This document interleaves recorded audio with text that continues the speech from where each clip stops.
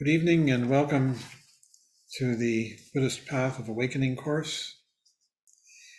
We are going through the profound treasury of the Ocean of Dharma, the 3 volumes by Chogyam Trungpa. And right now we're in the middle volume, the volume on the Mahayana. And we're up to chapter 25, the chapter on Bodhisattva activity called the Paramitas. So we'll start with Michael. Want to take it away? Thank you. Welcome, everyone. The title of tonight's chapter is the Paramitas, Techniques of Non-Grasping. And Trungpa Rinpoche starts by saying that we start from the viewpoint of individual salvation, which, just as a quick summary, meaning with the Hinayana path that we've tamed the mind, examined ourselves, and have some freedom from ego's process of continually recreating itself. And furthermore, he says we go beyond that into an understanding of shunyata and compassion. He says the Mahayana is the way to develop or cultivate shunyata, and in particular, Paramita practice is how we can apply these teachings personally and directly. So that's what we're looking at doing. That's what we're trying to understand, how we can apply these teachings personally and directly. And it begins with a section titled Exercising Goodness, and says that when we realize a spark of goodness in ourselves, real basic goodness, that we may experience an attack of negativity. And we have a moment of anger, anxiety, depression, but that serves as a reference point for you, for us, to recognize basic goodness. And I think in my own experience, and thinking about what he is saying there, that for one thing, as we begin to practice, we become more aware of how our minds work and what's going through our mind. And we might become more aware of feelings that otherwise had not really paid attention to or just acted on habitually. Or may even come to see that there are things that we've done that have been unskillful, perhaps harmful in some way.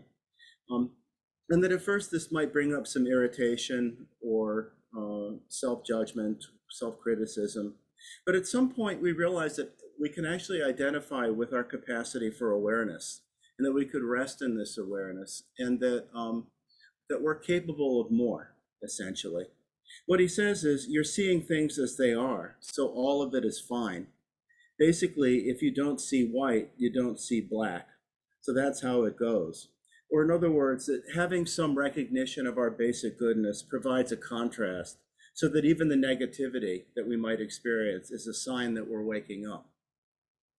He goes on to say that you have to go further, that you don't just have goodness or feel goodness, we actually have to exercise goodness, that goodness has to be worked with. You do not have goodness for your own sake, but for the sake of others, he says. And the Bodhisattva ideal is to actually share that goodness, share your goodness with others. He goes on to say you have to develop the ground to help, which I think goes back to what he said in the beginning, that we start from the viewpoint of individual liberation. But you can't help anybody while you're sitting by yourself and meditating. You actually have to go out and help them. So we need to extend our practice further. We need to extend our understanding, our compassion, our skillfulness further. He says, before taking the Bodhisattva vow, you need to have the conviction that it's necessary to do. You need to have a genuine interest, gentleness, and a sense of egolessness. And for most of us, I think this comes about, this conviction that it's necessary to do so, out of concern and care for others, as well as some understanding that we develop as we study and practice the Mahayana, that without the Mahayana experience of total friendliness, love, and compassion for the world, that complete liberation isn't possible. That in fact, we need to develop our bodhicitta, as we talked about in the earlier chapters, and be able to extend ourselves in a different way to the world around us. So the next section then is the work of the Bodhisattva, where he says that the technique of becoming a good practitioner, a decent person, a good warrior, and a good Bodhisattva, in other words, to exercise our goodness, as we were just talking about, is to follow the 6 Paramitas. And at this point then in the chapter, he gives a quick run through of the 6 Paramitas. There are chapters to follow on each individual paramita, so this is just a quick introduction. And I think that in my own experience, I've come to think of the Paramitas as meditation in action, which is actually a title of one of Trungpa Rinpoche's earliest books. In other words, that it's how we bring what we experience and understand in meditation into all activities of life. If we think of the Paramitas as ideals, they can seem kind of impossible or certainly very difficult to achieve. But if instead we approach situations with just simple awareness in the moment, that we might come to recognize opportunities where we can actually exercise the Paramitas, exercise our goodness right on the spot.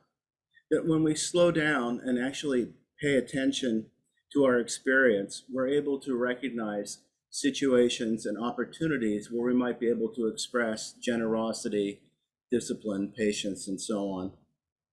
In any case, in the chapter, he goes on to talk first about generosity. And he says, with generosity, you open yourself and give away everything, including yourself. As I said, the Paramitas can seem like a tall order.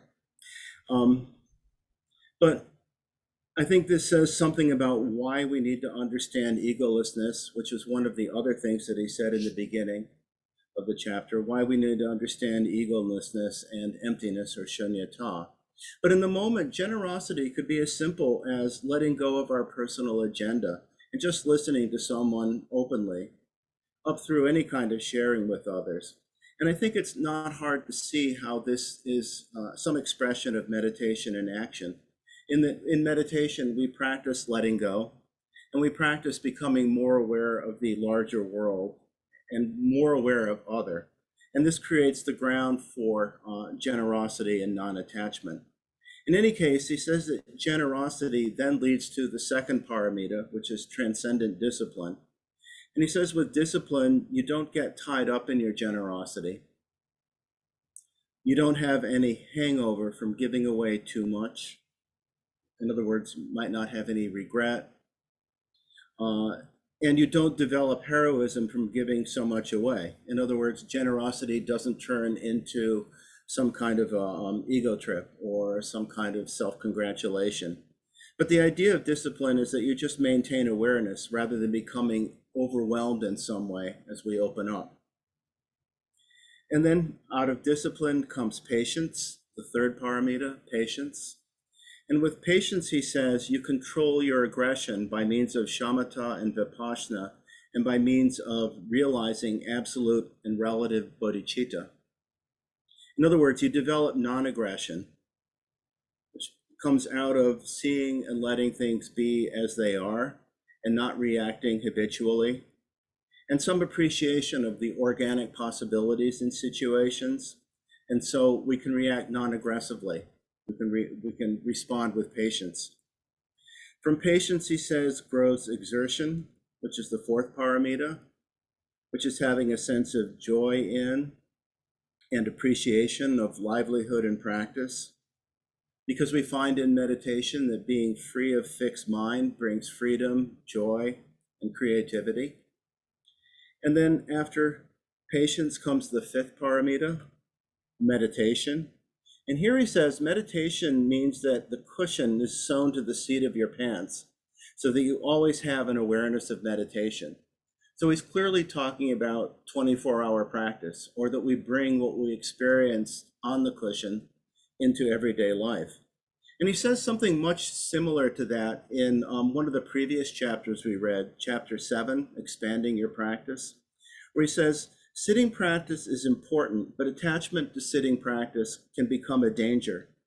There can be too much emphasis on the heroism of sitting practice and on the idea that there is nothing to do but meditate.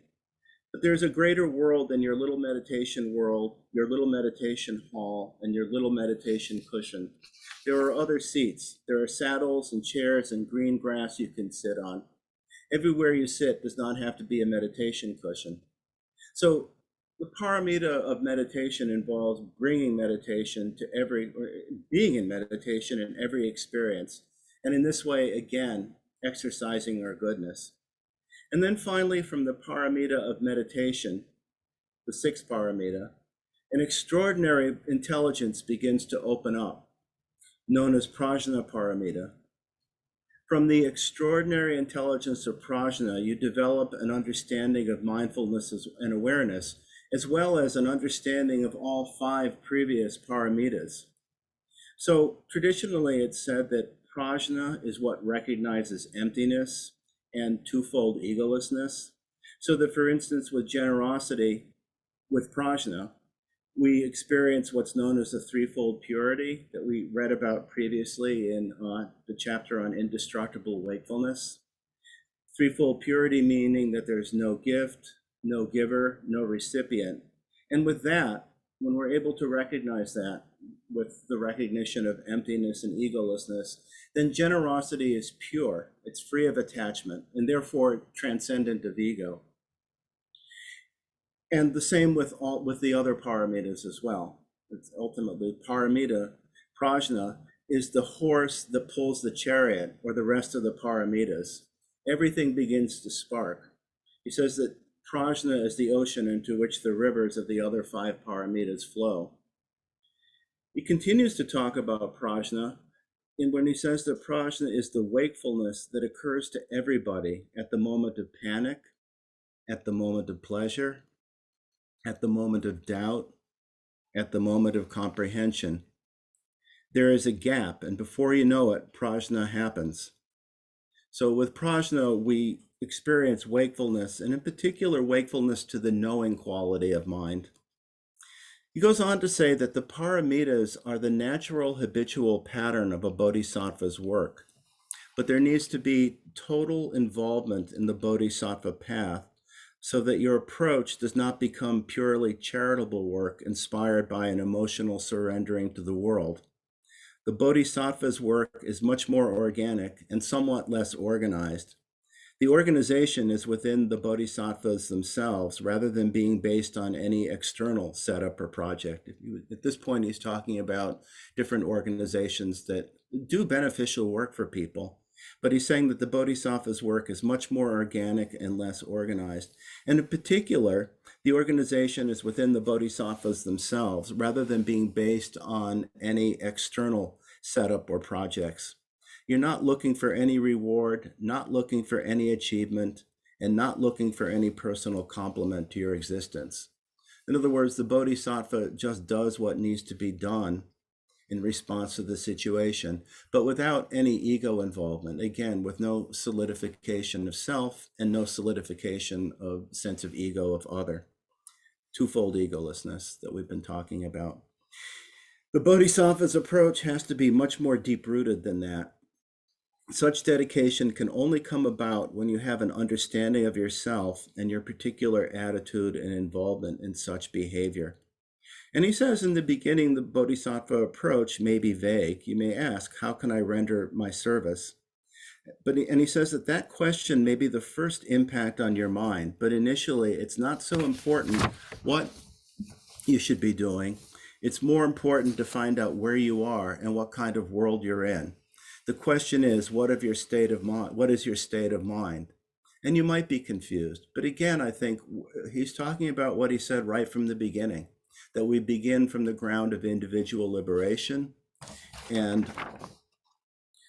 go beyond that into an understanding of shunyata and compassion.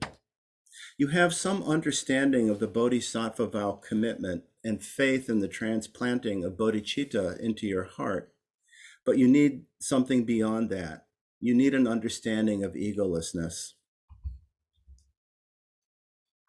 You need to understand that you can only be a bodhisattva if you give up the idea of attaining enlightenment for yourself. Instead, you just simply enjoy working with the paramitas. And going on, he says, from the Western viewpoint, this may seem impractical. You might ask, why do I have to slave to death if I have no idea what I'm going to get out of it? And goes on to talk about being taught from an early age from our parents that we should do things to gain possessions and security in the world.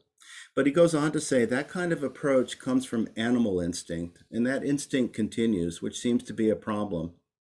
Anything other than bodhisattva activity, in fact, could be regarded as animal instinct, which made me think a little bit of the mentality of the animal realm, where basically in the animal realm is characterized by ignorance, stupidity, well, ignorance mainly, and living in a way in fixed patterns so that there's security in habitual patterns, security in doing the same thing over and over, security in having possessions, and security in having some sense of control. And he's talking about the bodhisattva going beyond that, that anything other than bodhisattva activity, in fact, could be regarded as animal instinct. The bodhisattva's approach is not that you should get your money's worth or that you should get your practice's worth. That kind of business approach to practice or the bodhisattva path does not work. In fact, the more you regard the whole thing as purely a business deal, the more you cut your own throat in a non-bodhisattva-like way.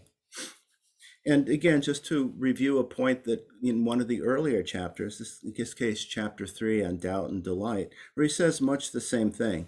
He says the reason Mahayana is regarded as a greater vehicle is because of its larger thinking, its greater vision.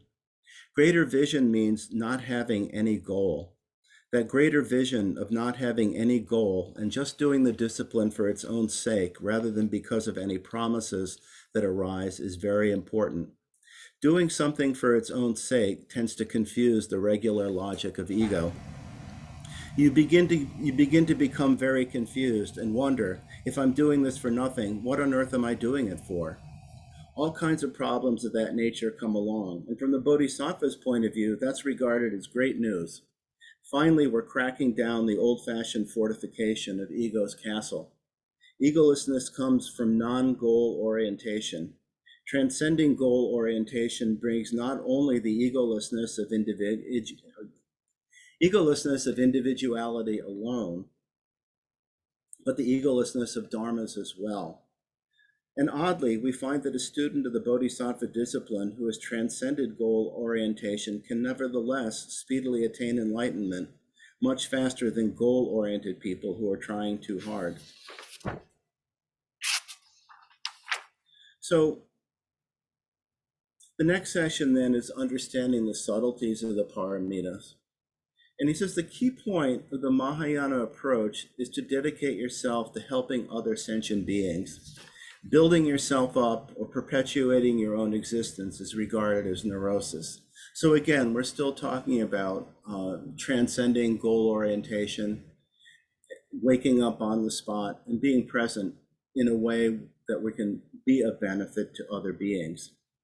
The basic definition of ego, he says, is holding on to one's existence. And Paramita practices are techniques that allow you to not grasp onto or propagate the notion of me-ness or I am.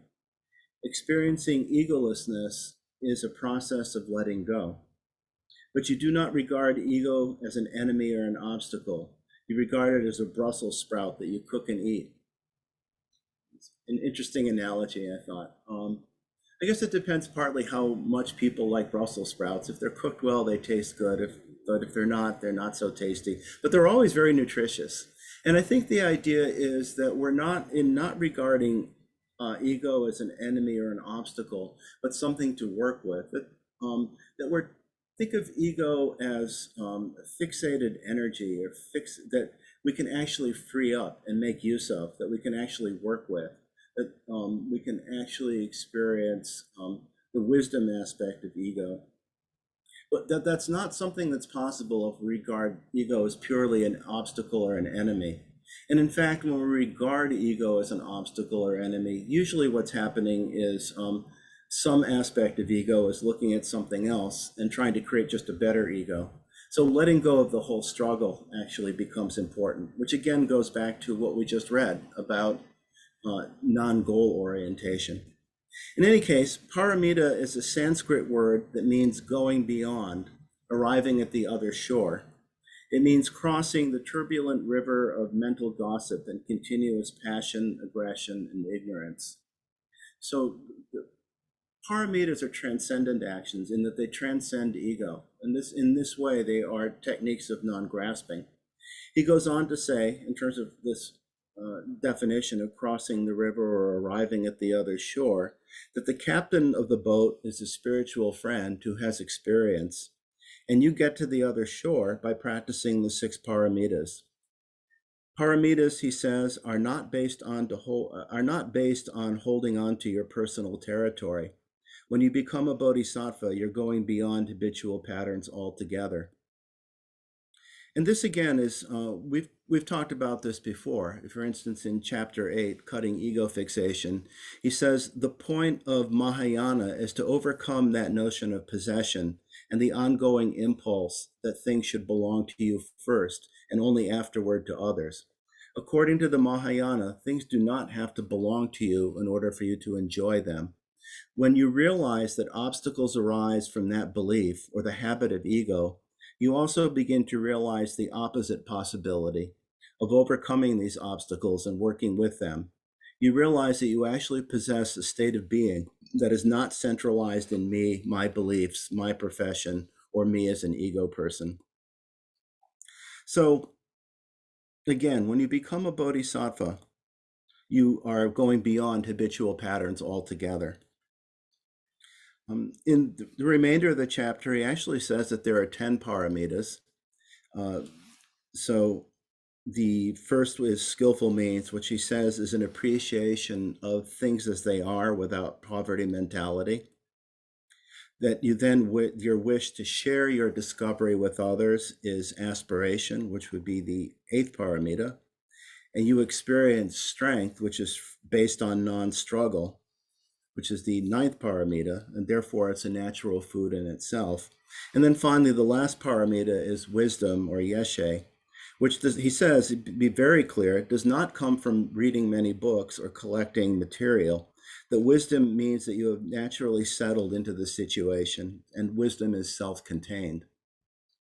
Generally speaking, though, most of the time, in my experience, we're mostly just taught the 6 paramitas. And the idea is that if we're able to perfect those, that the other paramitas develop naturally out of that. In any case, he does say it might be hard to achieve all that or go that way step by step. But on the other hand, minute by minute, you can actually achieve the 10 paramitas right away. And again, this is in some ways very much like our experience in meditation, where we might oftentimes be overwhelmed by all that's going through our minds, and yet in a moment be able to recognize and rest fully in awareness. So that again, I think think of the paramitas in terms of our moment-to-moment experience and recognizing the opportunities we have to let go, open up, and be available to sentient beings in a skillful way. He even says that, in fact, there are 36 paramitas that you could think of a 6x6 grid, I guess, with each paramita interacting with the other, so that he says there's a generosity of discipline, a generosity of patience, generosity of exertion, generosity of meditation, generosity of prajna. And you could go through all of the paramitas in that way. He says such hair splitting is necessary to practice rather than theorize about the paramitas. If you're going to stick with the practice, it's important to recognize the subtleties of the paramitas. And I think this is probably the most important point here, is that you may think you're working purely on prajna paramita or on the paramita of meditation, but maybe at the same time, you're still working on the basic generosity level. Overall, the idea of the paramitas is that they should all happen at once. There's a moment a perfect moment of clarity. And he ends this section by saying some of the teachings are linear and some are more environmental. The word that I sometimes think of is that they're recursive, that each of that all the teachings feed into and support or strengthen or clarify other teachings. But in any case, in either case, he says there is a process of growth, that we cannot dissect the path by saying this belongs to this and that belongs to that. But we can say that the development taking place in our own state of mind can be applied to a further evolution. And in this way, we exercise our goodness and we practice the Paramitas as techniques of non-grasping. So with that, pass the baton to John. Thank you.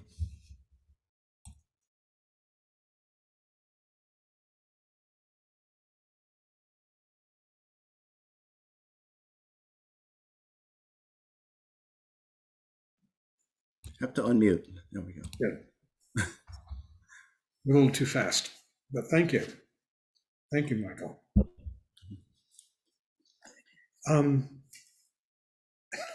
I think that says it all, almost. But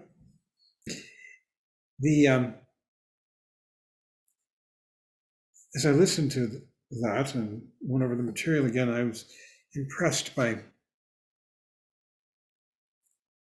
what I think is one of the keys to understanding the Mahayana path and becoming a Bodhisattva, which is that we begin to have confidence in ourselves, that in fact we do fundamentally possess awakened mind, that we are fundamentally Buddha,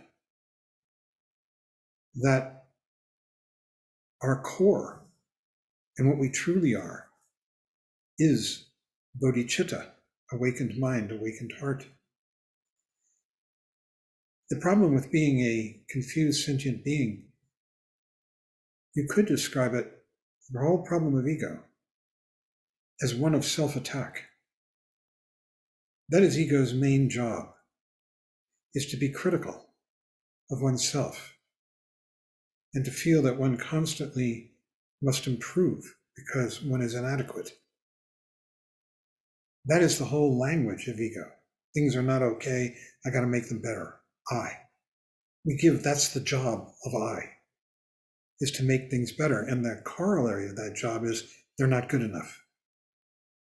And what these teachings are saying is they are good enough.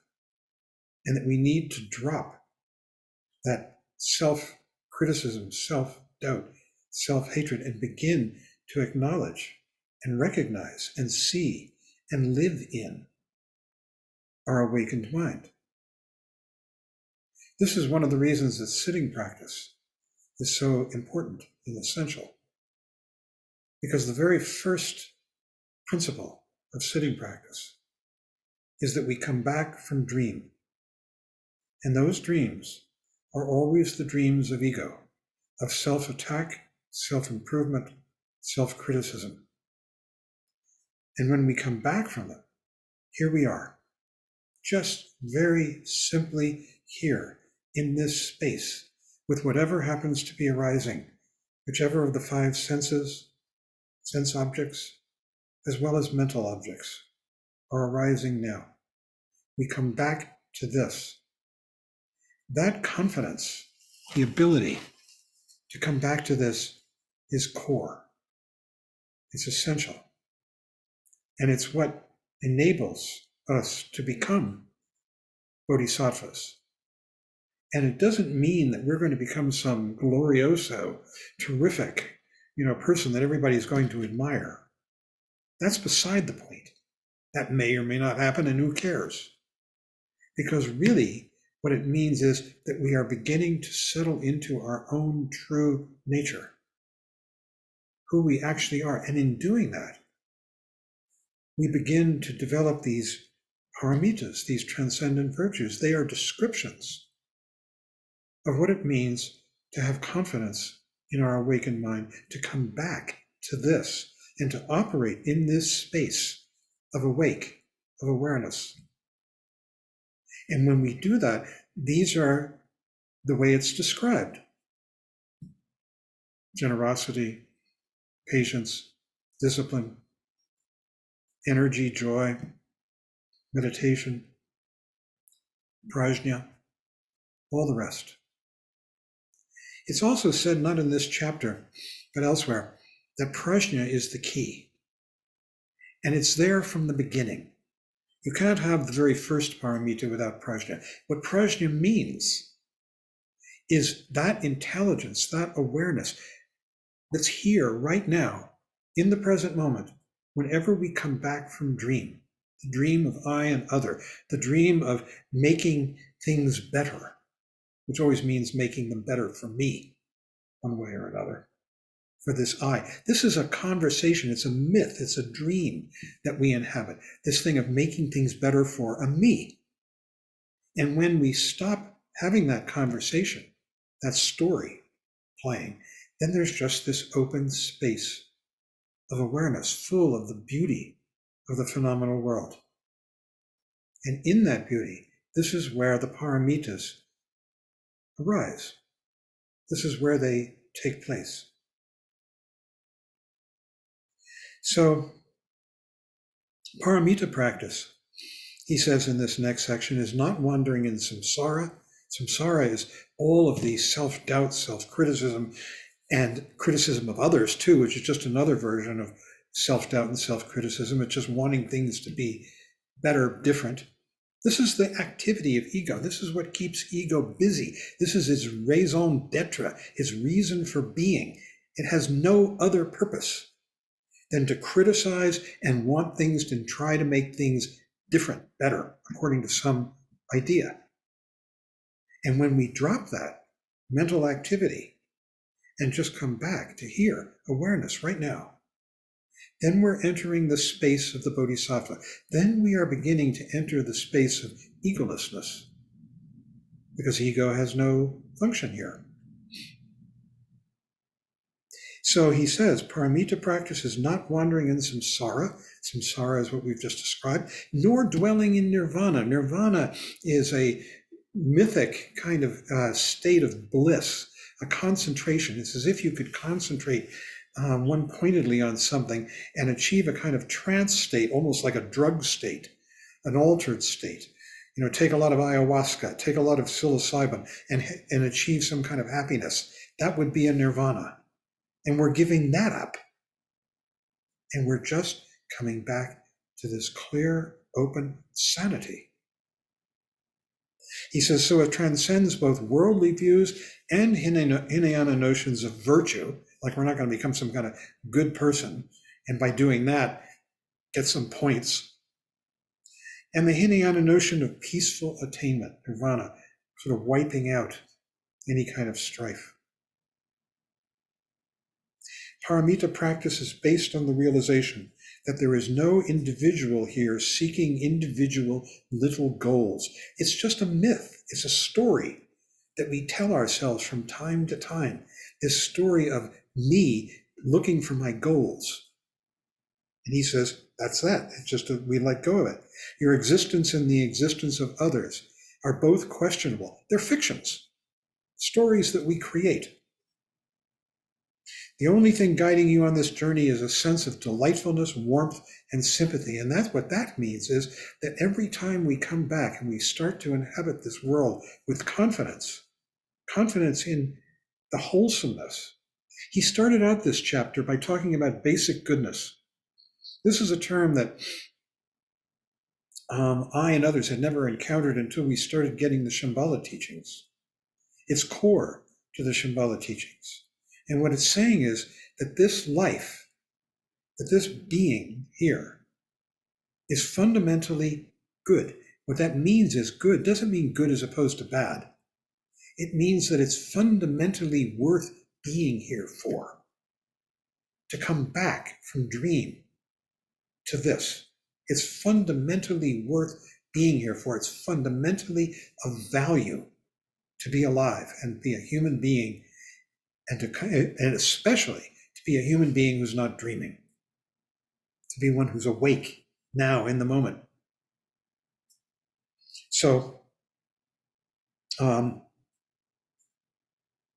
this sense of delightfulness, warmth, and sympathy, this comes naturally. It's not like we have to cultivate it. It's not like we have to sort of write it on a list of things to do and go out and work towards it. It comes very naturally when we begin to have confidence in ourselves and begin to relax into and delight in the present moment, if only for an instant. And then we get lost again in thought, and then we come back. This is why, as Michael said, it's so important to begin to realize that the meditation cushion is sewn to your seat. That means that we're constantly coming back from these pernicious, evil dreams. He says at the same time, there's also the realization that sentient beings do exist. Now, sentient beings is a code term for people who are suffering. And they're all around us. So whenever you hear that term in the text, it means people who are lost in these pernicious dreams of I and other, and are trying to sort it out and trying to make it better, and are suffering. So the realization that they're sentient beings who do exist, and that they wander around in their own little world and suffer a lot in their own little world. That's the world that we create in our mind of things are wrong, and that person did something terrible to me. I'm going to get even. I've got to get this right. It's I. And you try to help them. You're not bogged down in their world. That means you don't buy into it and try struggling out. You have greater vision than that, he says. This practice, it's more like when you begin to live in this space of awareness, even a little, the paramitas are happening. It's as though you look around and you see them. You don't have to work on them, like to develop them. They are here. They're part of the environment. Prajna is key, because prajna, what that means, that's there from the beginning. You can't have the very first paramita without some element of prajna, because what prajna means is cutting through the dreams, these daydreams that we have of suffering, I, other, wanting it to be better, cutting through that back to this, here. That's what prajna does. It constantly cuts through the sword of Manjushri, cuts through all those dreams of I and other, of wanting things to be better, of feeling they're not good enough. And when it cuts through them, this is what's revealed, what was always here all along. So it's essential and wonderful that we begin to recognize that we fundamentally have this, that it's who and what we are. It's a great joy. He says, you're not bogged down in their world and trying to struggle out the world of the sentient beings. You have greater vision because you're free of that. Paramita practice is the essence of how to be a bodhisattva, who is brave and utterly and thoroughly involved in the discipline taught by the Buddha, soaked in the water of helping others in every way. And again, I emphasize this comes naturally when we are dwelling in this space of the present moment. There's nothing else left to do but be involved with and a being of help to and wholesomeness and in wholesomeness with others. He says it's not a religious or missionary approach. Thank God. That was a joke. It's not a religious or missionary approach. I mean, that would be disgusting. Trying to convert people into your faith, really. It is more like teaching people how to be free of these terrible strictures of thought. And it is based on human decency, he says, how to be in the world and help others who are suffering. Human decency is built in to all of us. It's just a matter of coming back to it. It's not a matter of developing it, like you're going to develop some big muscles. He says you don't have to attain a high state of realization to enter the Mahayana and practice the Paramitas.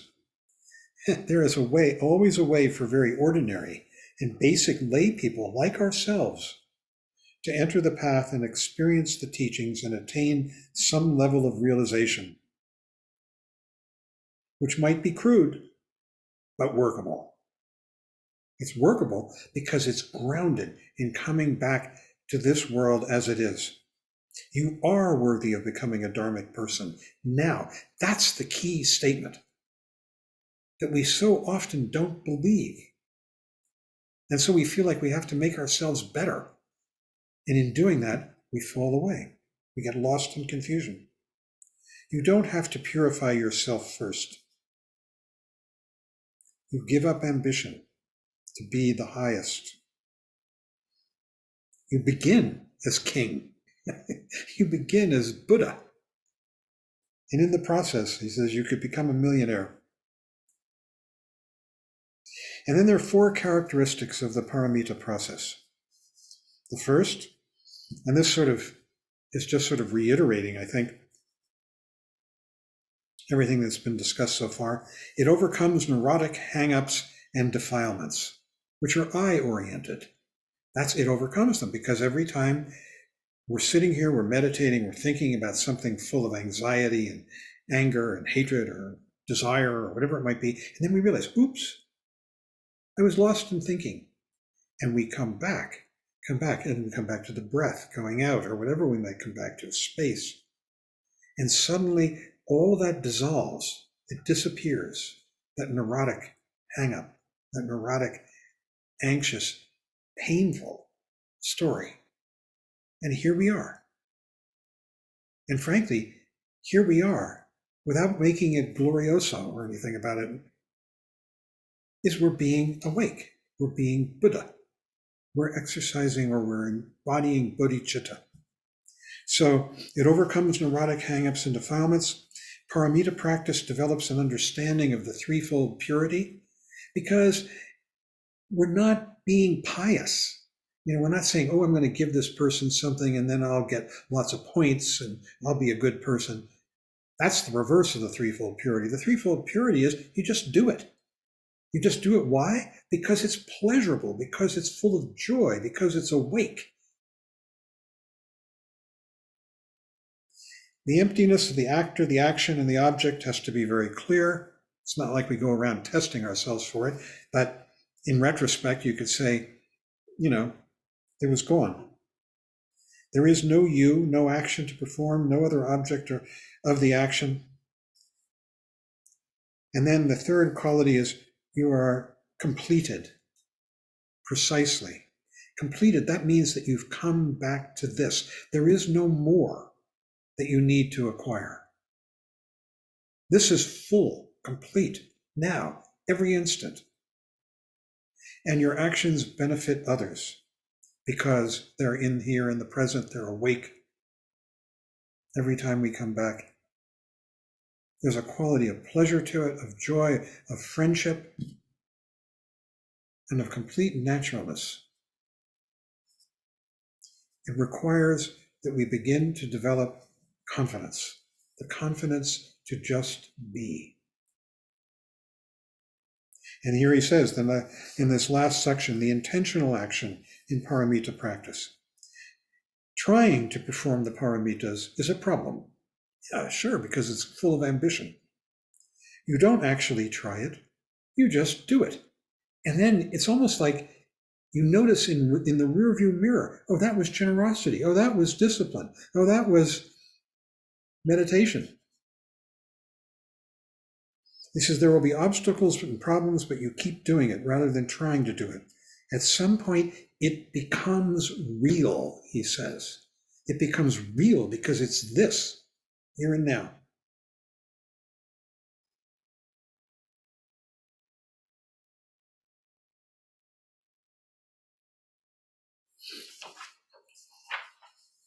So you should practice the Paramitas in spite of your subconscious gossip.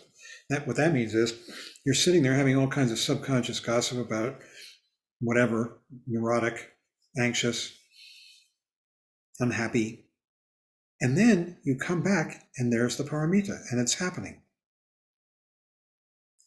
Such thoughts as how you are failing or are inadequate, such activity is important because it stops the nidana flow. Your intention is secondary. What it means to stop the nidana flow is that every time we get caught up in this I-other dream, there's a whole project, a whole story that develops, and that's what's described by the nidanas. And when we cut that, and we come back to this, we have cut the nidana flow. That's the flow of karma. That's the flow of the development of I and all its stories. Yeah, you have to teach your mind to come back. And sometimes action is the best teacher. When you are performing an action, your mind follows. So it's like you come into your body when you go into action. And when you come into your body, you come into the awareness of this present moment. They say that the seventh paramita, top, skillful action, in Sanskrit it's upaya. And they say of that paramita that it is the most difficult to get through, to acquire. And the reason is that we tend to sit back and say, oh yeah, I'm doing this, I'm doing that, now I'm getting somewhere, now I'm experiencing my bodhicitta. And there's this quality of remove that we have sort of stepped back into a mental space and we're watching. We're watching. That watcher becomes thinner and thinner as we go through these paramitas. You see, each paramita corresponds to a stage of the Bodhisattva path, the bhumis, the 10 bhumis, 10 paramitas. It's the sixth bhumi, the sixth paramita prajna is on the sixth. That's where we acquire that on the sixth bhumi. Each bhumi is a greater falling away of self-consciousness, of I'm getting somewhere now, of this is shunyata, of, oh, I'm becoming a bodhisattva. Now I understand. That's fine that you do that. That's sort of necessary. It's unavoidable, but it's necessary as well for it to fall away, for it to get thinner and thinner.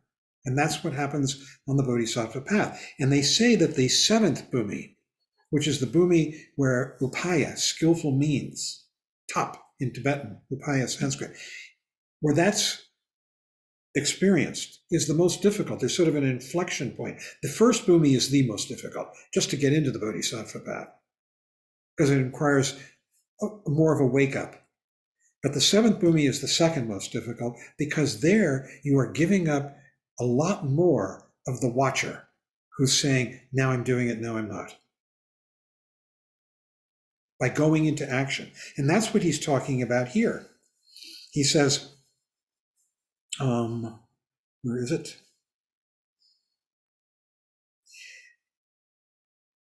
Action means you just do it. You just say yes to the action, even when you don't mean it wholeheartedly. The more you say it, the more you mean it. For example, when you take the bodhisattva vow, you say that you aspire to become a bodhisattva, even though you don't really mean it all the way. You're not quite sure. Having said it, you have to think about it. You follow the words with your mind and you actually begin to get it. So we begin to go into action verbally, physically, mentally, and we begin to become and embody this. He says, finally, sometimes a physical message is the most direct. It is the best way to deal with a situation, like sitting practice. You sit, although you don't really want to sit. You just assume the posture of a Buddha and do it. Then your mind begins to curve toward it, and you actually do it. It is that way all along in all three yanas, in all three vehicles. So I think this path, once we begin to set our foot on it and begin to practice, especially meditation practice, especially having a regular meditation practice, we begin to relax into this understanding of basic goodness, call it that, that's in us, that our lives are fundamentally worth being here for, of bodhicitta, awakened mind, that it's here in us alive now, and that what comes out of that, when we come back from those nasty dreams, which make us do mean things. And we come back into an appreciation of the beauty and the peace and the gentleness and the love and compassion and all the paramitas in this present moment. The more we do that, the more we begin to move along the Bodhisattva path and embody the paramitas, willy-nilly. We're not trying to be generous, trying to be patient, trying to be disciplined. Maybe disciplined. It's a good one to try. But they really happen more and more naturally. So I'm going to stop there, and we could have a discussion if you like. Wow.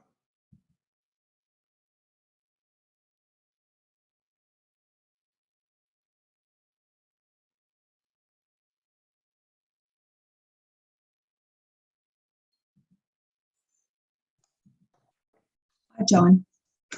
Hey, Barbara. I have a question. In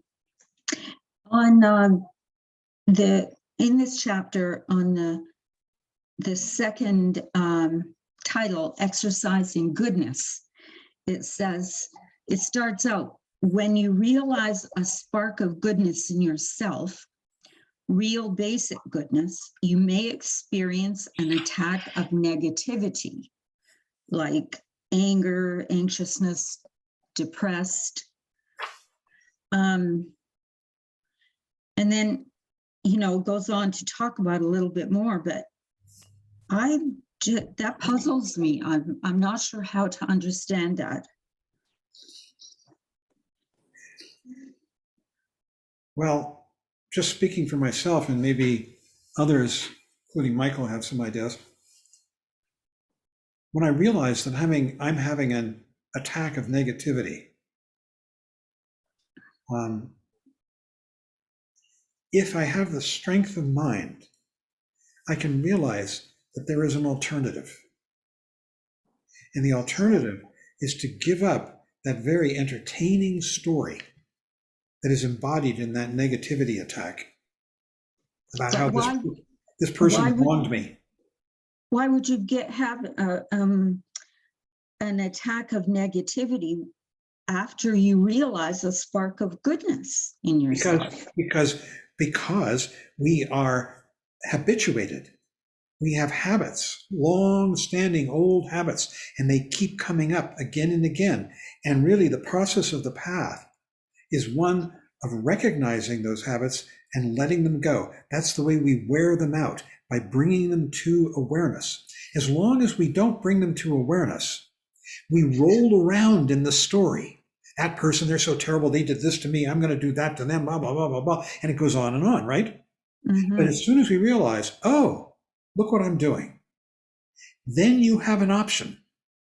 Until then, you don't. We're lost in the dream. Mm-hmm. And when you have that option, you can say, I'm going to let that go and come back to awareness.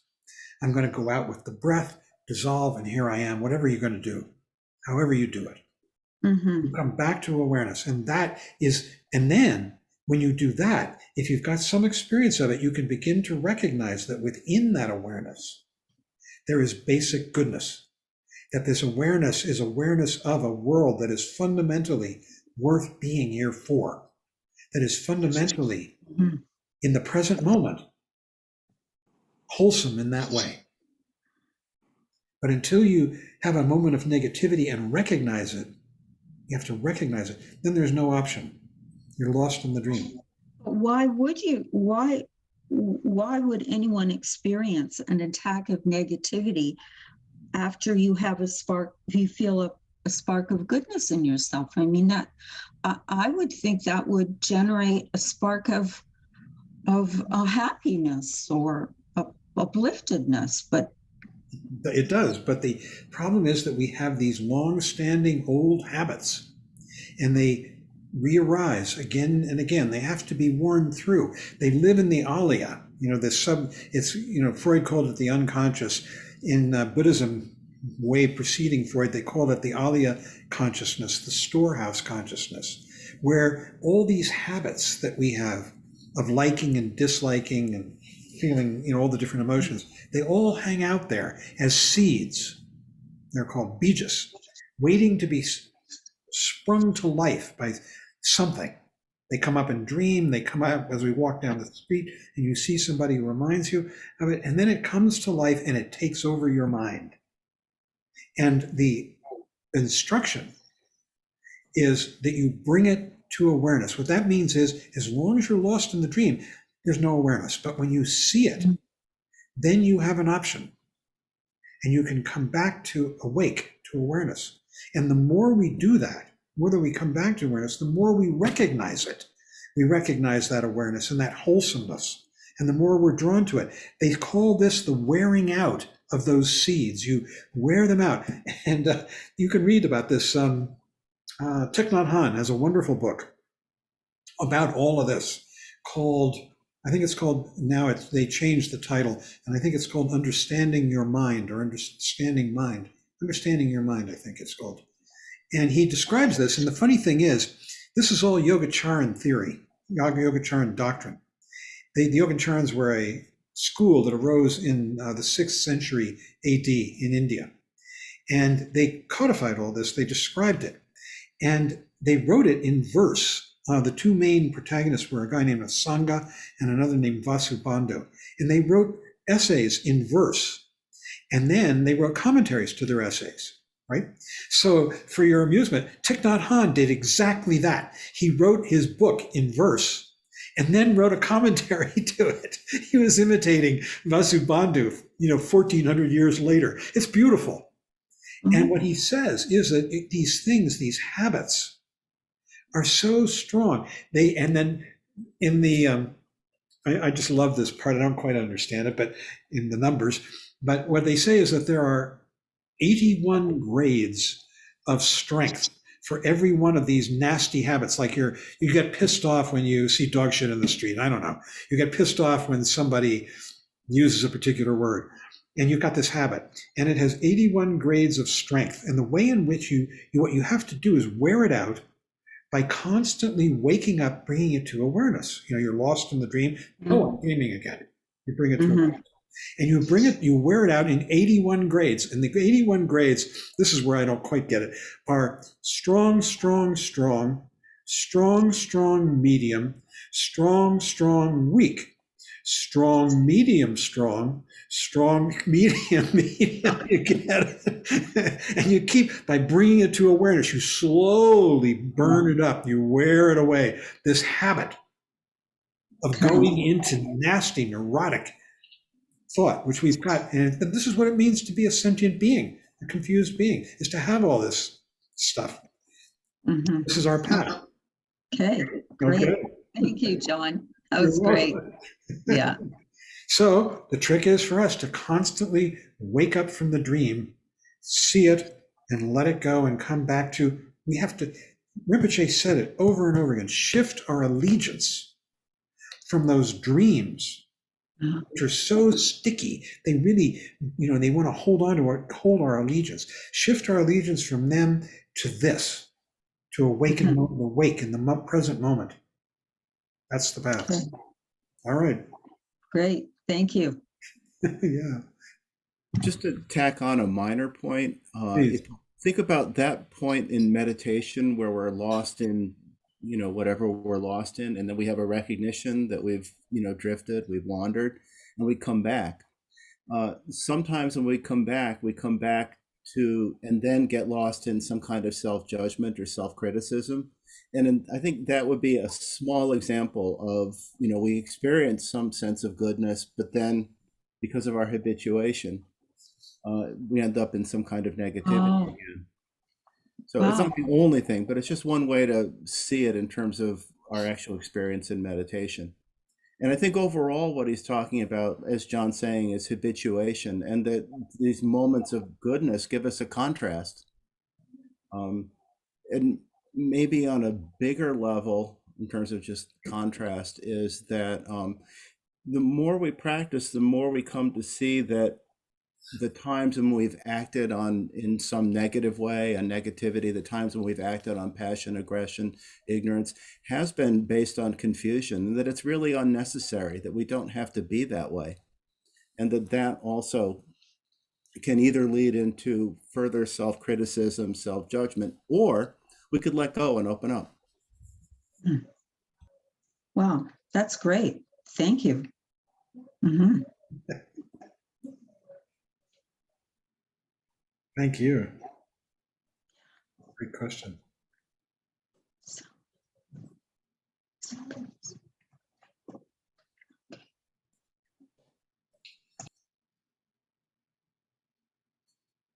Peter? Hello, can you hear me?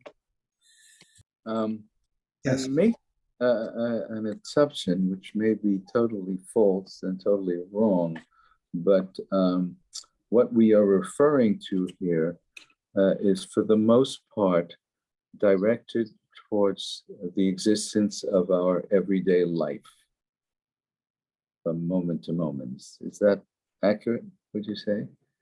The reason that you look puzzled, because I'm wondering about relationship to, what do I want to call them? Unforeseen hardships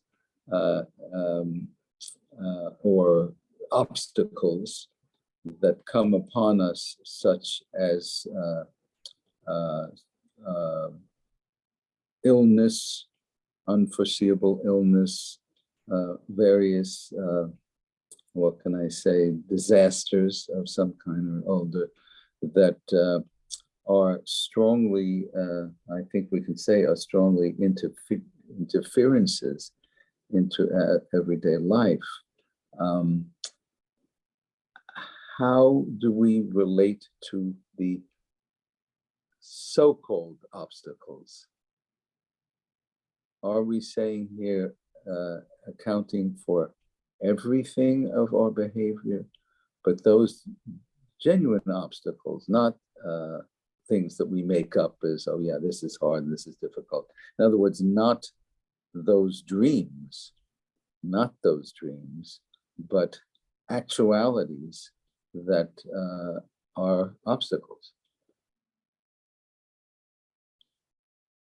Michael, you want to do it? I'm thinking for a moment. I'll address that.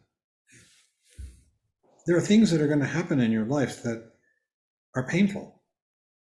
Loss Yeah. of health. Yes.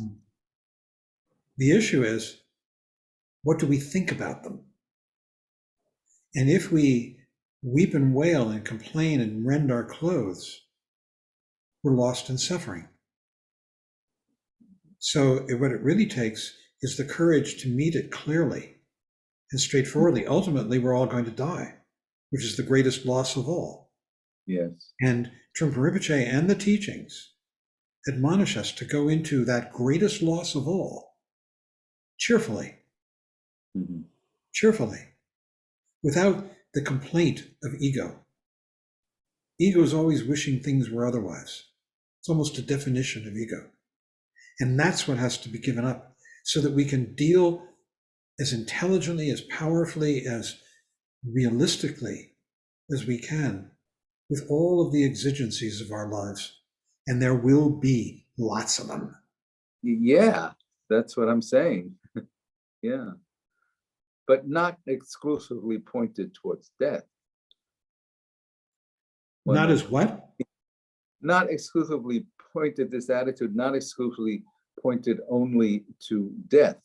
Well, I listened to Rinpoche once speaking about this, and he said that you're going to experience lots and lots of unpleasant, painful loss in your life. You might lose a favorite toy. You might lose your, your good looks. You might lose someone who loves you. You might lose a limb. He said, and ultimately, the ultimate loss is death itself, because when you die, you lose your body and the whole world. And yet,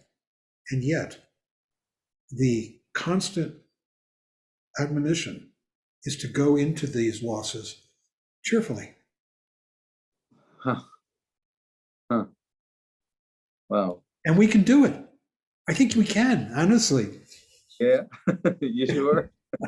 I'm not sure. but I tell you, it's worth No. trying because the alternative is not so great. You're telling me. But that sounds really good that there is that option. I worry about that a lot. So it's good what you're saying. It's Yeah. not excluded. It's not excluded. In other words, all these little things to be then go back from the dream and so on and so on. And then we get knocked on the head and spend the rest of our lives feeling sorry for ourselves. That's something as a total thing you don't want to do and a waste of time. Then that's where we wake up. You see that? You're lost in that dream of sorrow for yourself. And when you acknowledge it, come back to this beautiful, powerful world of life and death. I remember the story, Don Milani told me that he was serving the Karmapa, the 16th Karmapa, when he was dying in a hospital in Chicago, cancer. And that Milani was, told me he was sitting on the floor meditating, and the Karmapa was in the bed next to him. And he was crying, Don was. And suddenly he felt a hand on top of his head. And he looked up and it was the Karmapa smiling at him. And the Karmapa said to him, this is what Don told me. And he's told, I'm sure he's told many people. He said, the Karmapa said, don't worry, nothing happens. Yeah. There's so many stories like this in the Dharma. I think there was a T-shirt like that or something that I seem to recall. Maybe. What an Very, amazing message we're getting. very good. Very, very good. Yeah. I was trying to think of a way of responding to your question without referring to the Lojong slogans, but I've given up. The Lojong slogans will be coming up later in this text, and the Lojong slogans are directly connected with the Paramitas. But the one that I was thinking of was whatever you encounter should be met immediately with meditation, or something to that effect, which is easier to say when you're not dealing with a difficult circumstance than when you are. But on the other hand, when you are is when you really need to do it, and not get caught up in the negativity that only makes everything get worse. And there's a whole section of the Lojong slogans, and that's literally what it is dealing with adversity, dealing with obstacles, and they all connect with the Paramita of patience, non-aggression. So you're saying that the Lojongs serve as the proper attitude towards that. They orient our mind that way, yes. Yes, that's the whole idea. And I'm thinking, in a way, these adversities that we encounter, which plunge us into mental strife, right? And think are huge opportunities. And this is what he's saying, I think, to bounce the other way into awareness and appreciation of our lives as they arise in the present moment. There are enormous opportunities for that if we will stop rolling around in the complaint, that story of complaint. But it takes tremendous self-discipline or grabbing hold of yourself and shaking yourself, There's one word that comes to me about that, and that word is kvetching. Kvetching. Like a good New York joke, okay. That's what it turns out to be. You're kvetching. For Shin Yi and others, kvetch is Yiddish for complain. I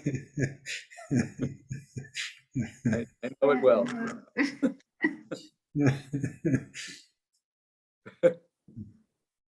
Complain, but with much self-pity.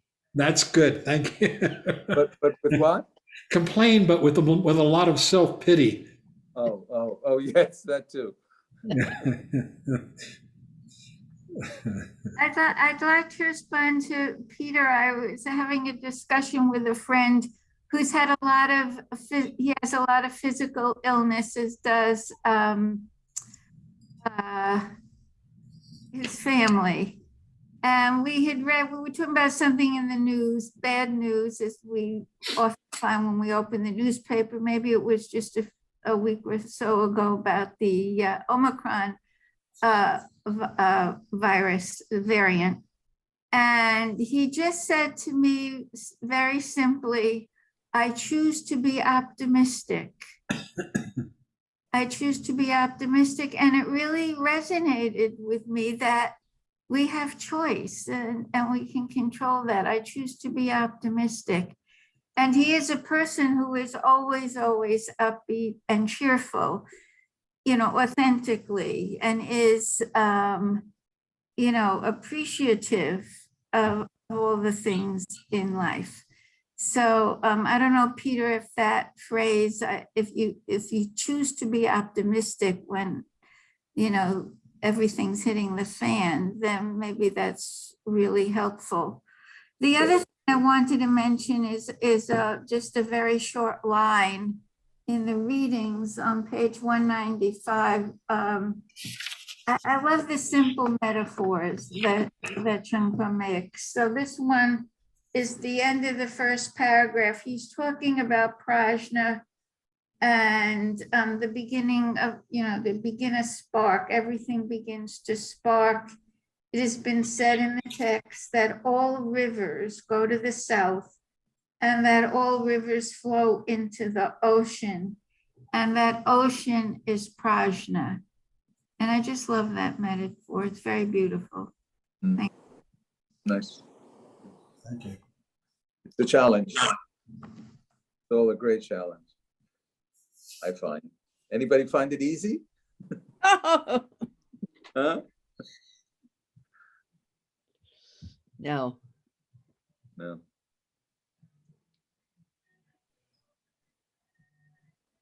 But it could be a delightful challenge.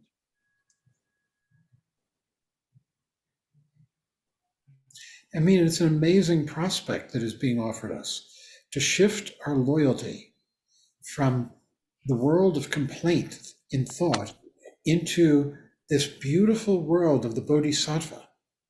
And that we're shifting, this is an opportunity that's being offered to us, shown to us, and that we resist out of habit because our loyalty is still to samsara. But can you imagine, just imagine, if I actually shift my loyalty, it's moving into a different world, a different way to be. Radically. And it's much more intelligent and much more present, for everyone around me, us.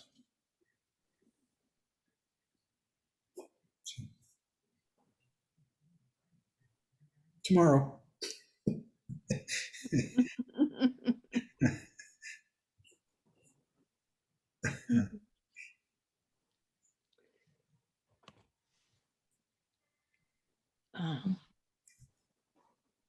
How are we doing on time? We've got about 7 minutes left. So anybody has something burning to... Mark, you usually have something good to say. No? Oh, not. Oh, is me, Mark, or? Yes. Okay. No, nothing. Not really. I love it. I mean, it's just great, and there are a lot of things we need to work on. I think for me, meditation is such an important key to all of the rest of it. I think it really helps me with everything else. And then I think of today and what I did that was okay and what I did that wasn't okay. And the blessings that I've gotten from other people. Sometimes I was short-tempered, somebody cut me off. My issues are always in the car. And someone just cuts off traffic, the light changes, we're all stuck waiting because this guy was in a rush. And I was terrible. I was giving them, I was angry, and I could have been so much better about it. And then like an hour later, I thought I was clear and went past the stop sign. And because of the good nature of someone who was too close and I didn't see, we really wish, I just want to be a little better in the car. I think every place else I'm more in control than the car. The car's always an issue. Anyway, I don't know why. I'm just mentioning it. I think we all have them. It's nice. I know Robert had his hand up. You want to say anything, and then Judith, and then maybe we'll close. I was thinking about the Mark's example as a good example for upaya.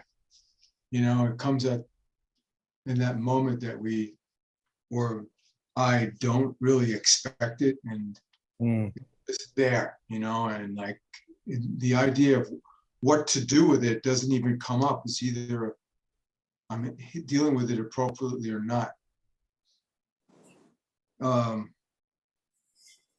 If I'm remembering correctly, there was a sentence that said all paramitas should happen at once. Could you please explain that?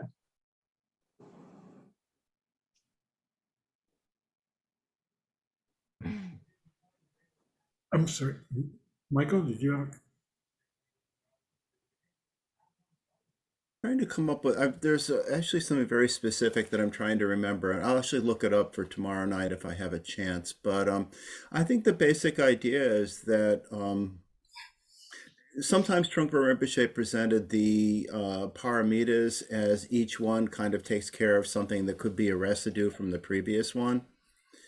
And so the idea is that we have a moment of generosity, but at that moment of generosity, we also could express something of discipline, patience, exertion, meditation, and prajna, so that it all, ideally all happens at once. There may be one aspect or another that we're more aware of for whatever reason. We may, for instance, not respond to someone who's aggressive toward us because we have some understanding of where they're coming from or what they've been through, which might be some insight with prajna. But our ability not to react could be dependent on, first of all, being open to the situation and instead of being stuck in habit, which would be generosity, discipline in terms of maintaining awareness, patience in terms of non-aggression, exertion in the sense of just being able to put forth the sense of joy and that comes with being free of reactive habitual mind. Meditation, I think, is pretty clear cut, and it's prajna maybe that gave us the some insight into the situation. So in that way, they all come about at once. That's just maybe one way to think of it. Almost like seeing a big picture. Exactly. That's really prajna, but it's all of them too, because if you start with just generosity, it's just being open to the situation exactly as it is. But that's also prajna too. So as he says, you can't separate into this and this and that and that. Yeah, seems to me like one feeds into the other, into the other, into the other, into the other, into the other, simultaneously. Yes, and feeds back as well. It's not just one direction. Yeah. Well, the more open we are, the more prajna we may be able to express, and the more prajna we experience, the more open we are. So you could look at it that way too. It seems to me they lead one into the other. That's what it's felt like for me. I Almost. think I can experience it that way, but I don't think it has to be that way, I guess. Well, No, it's not linear. Yes. Although if he says we have to present it that way, we can't talk about everything at once. Although sometimes I try.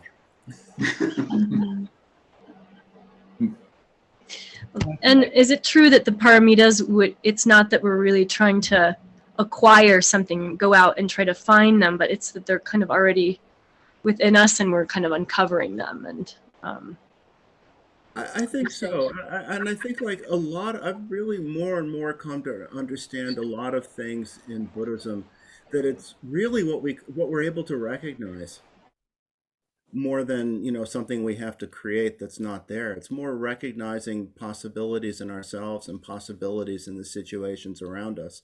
And that the more free we are of, habitual patterns and fixations, the more we're able to recognize what was there all along. Yeah, the statement, we don't practice because to become enlightened. We practice because we are enlightened. Something like that, yeah. We're like Dorothy's ruby slippers. we're already home, you know. Just we already have what we need. Need to recognize. Christy, it's 7 o'clock here. It's 9 o'clock there. So I think we're going to end. Sarah, did you lead the chants? Yeah. So I'll put them up, and maybe we could do the dedication of merit, which seems more and more appropriate as we go along this path.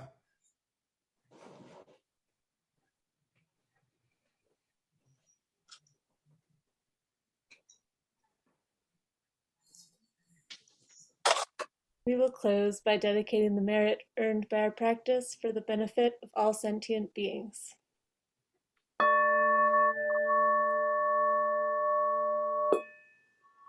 By this merit, may all obtain omniscience. May it defeat the enemy wrongdoing. From the stormy waves of birth, old age, sickness, and death, from the ocean of samsara, may I free all beings. By the confidence of the golden sun of the great east, may the lotus garden of the Rigden's wisdom bloom. May the dark ignorance of sentient beings be dispelled. May all beings enjoy profound, brilliant glory.